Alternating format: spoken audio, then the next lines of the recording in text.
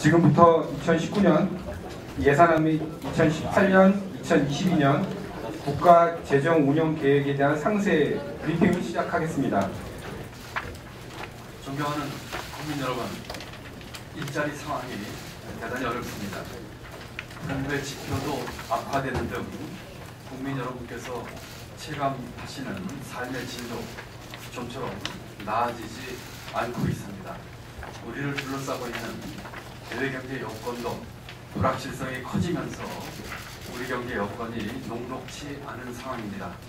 정부는 내년도 예산을 편성하면서 이러한 대내외 도전 과제와 어려움에 대응하기 위해 재정의 적극적인 역할을 강조하는 재정 운영 계획을 할 계획입니다. 정부가 국회에 제출할 2019년도 예산안의 총 지출 규모는 올해보다 9.7% 증가한 470조 5천억 원 수준입니다. 이는 최근 세수 호조에 따른 수입 증가를 감안하여 재정 지출 규모를 확대함으로써 일자리를 만들고 경제의 역동성을 살리며 국민 삶의 질을 향상하기 위한 것입니다.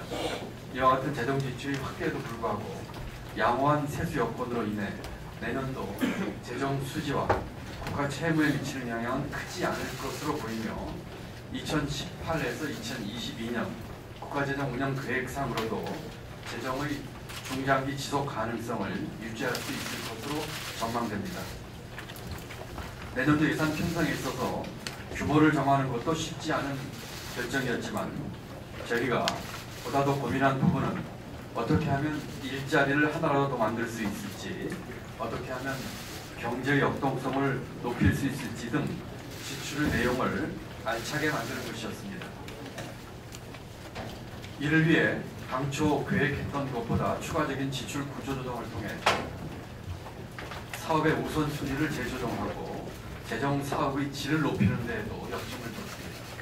내년도 예산안은 첫째, 일자리 창출, 둘째, 혁신 성장을 통한 경제 활력의 제고, 셋째, 소득 분배 개선 및 사회 안전망 확충, 넷째, 국민 삶의 질 개선에 중점을 두고 편성하였습니다. 첫째, 일자리 창출에 예산을 집중하였습니다. 내년도 일자리 예산을 올해 19.2조 원보다 22% 늘린 23조 5천억 원으로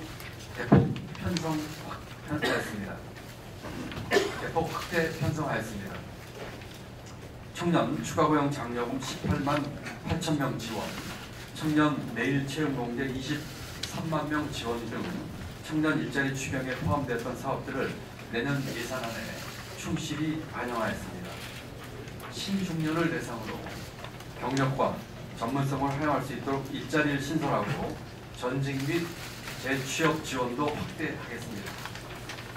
노인 일자리 61만 개, 여성 친화적 일자리 13만 6천 개, 장애인 직접 일자리 2만 개 등 취업 취약계층에게 더 많은 일자리 기회를 제공하겠습니다.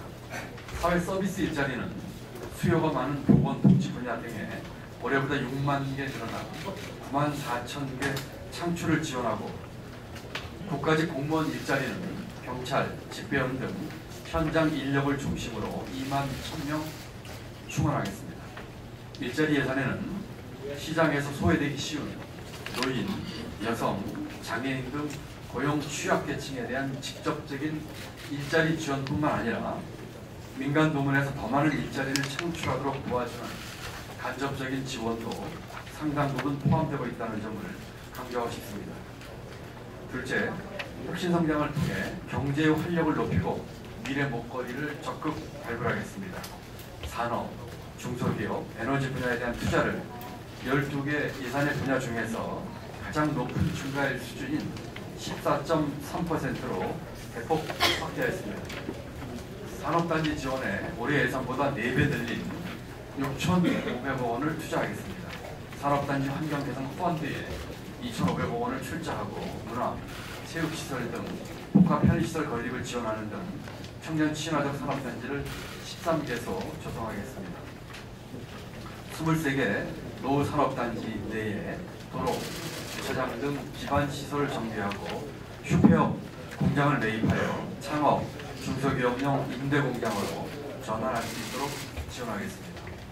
데이터, AI, 수소경제 등 3대 플랫폼 경제 기반 구축과 혁신인재 2만 명 양성에 1조 5천억 원을 지원하고 자율주행차, 드론, 스마트 공장, 핀테크 등 8대 핵심 선도 분야에 3조 6천억 원을 투자하겠습니다. R&D에서는 사상 최초로 20조 원을 초과하여 편성하였습니다.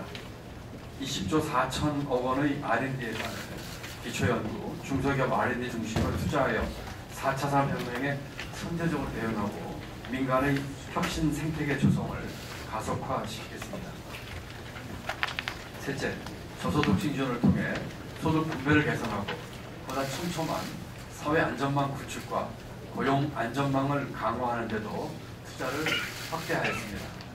생계, 의료, 주거, 교육, 급여 등 기초생활보장을 강화하고 기초연금과 장애인연금 인상 계획을 앞당기는 등 저소득층에 대한 소득 지원을 확대하겠습니다. 한부모 가족, 발달장애인, 보호종료 아동, 노숙인 등 복지 사각지대에 있는 소외계층에 대한 지원을 2배 이상 확대하겠습니다. 저소득층 우수 학생들을 위한 장학금 지원 사업을 대폭 확대 신설하여 계층 이동 사다리를 만드는 데 역점을 두도록 하겠습니다.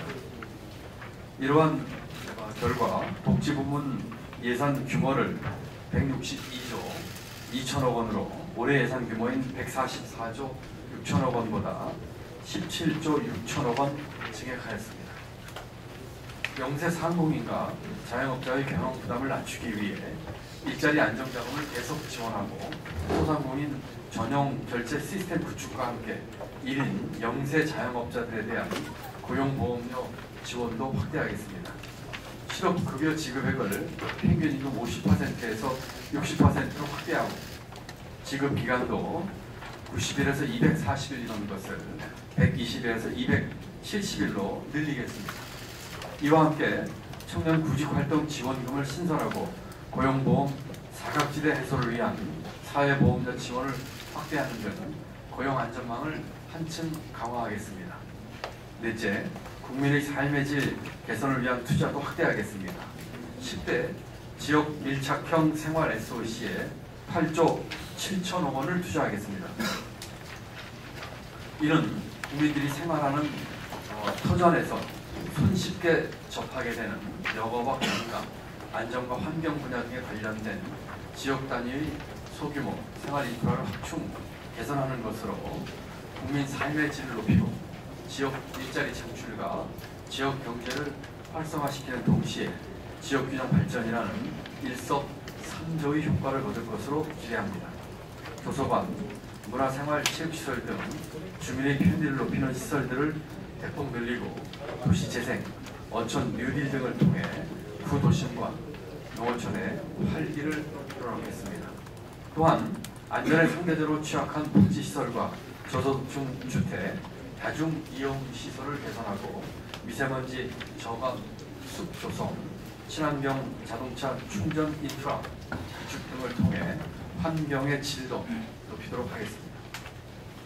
중장기 위험 요인이 가장 큰 저출산 문제에 대응하기 위해 관련된 예산을 올해보다 2조 6천억 원 늘린 17조 3천억 원을 투자할 계획입니다. 기존의 보육 중심 투자에서 일생활 균형, 출산, 돌봄 부담 경감 등 균형 있는 투자에 중점을 두었습니다. 신혼부부형 임대주택을 도입하고 신혼 희망타운 15,000호를 공급하겠습니다. 특수고용직, 자영업자 등 고용보험 미적용자들에게는 3개월간 월 50만 원의 출산 급여를 지급하고 아이돌봄 서비스 지원 대상 및 사용 기간을 확대하겠습니다. 이 밖에도 자주 국방과 철저한 안보 태세 유지를 위한 재정 투자 규모도 대폭 늘리겠습니다. 그 결과 국방비 규모를 2008년 이후 가장 높은 수준인 8.2% 수준으로 올려서 증액하도록 하겠습니다. 국민들의 인권과 생명을 지키는 데 큰 중점을 뒀습니다. 자살 예방, 교통 안전, 산업재해 예방 등 국민생활 지키기 3대 프로젝트에 2조 2천억 원을 투자하는 것이 그 좋은 예 중에 하나입니다.